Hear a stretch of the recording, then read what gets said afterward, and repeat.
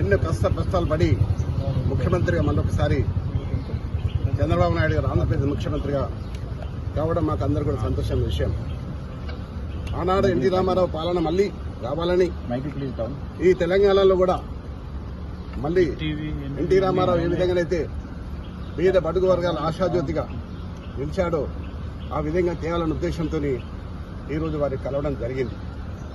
అంతేకాదు ఈరోజు హైదరాబాద్ నగరం ఇంత సుందర నగరంగా తీర్చిదిద్దామంటే ఆనాడు నన్ను మేయర్గా చేసిన చంద్రబాబు నాయుడు గారు ఆయన ముఖ్యమంత్రిగా ఉన్నప్పుడే హైదరాబాద్, సికింద్రాబాద్, హుస్సేన్ సాగర్తో పాటు ఈరోజు సైబరాబాద్ సిటీ తీసుకొచ్చింది కూడా చంద్రబాబు నాయుడు గారు. దానికి ఎవరు కాదనలేదు, సాక్ష్యం నేనే.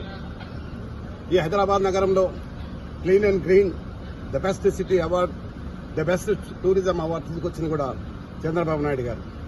అయితే ఈ మధ్య కాలంలో తెలంగాణ అంశం వచ్చి మరి ఏం జరిగిందో మనం అందరం చూస్తూనే ఉన్నాం. కానీ మళ్లీ పూర్వ వైభవం తీసుకురావడానికి మేమందరం కూడా చంద్రబాబు నాయుడు కలవడం, మరొకసారి మనం పిలిచి మాట్లాడుతున్నాడు.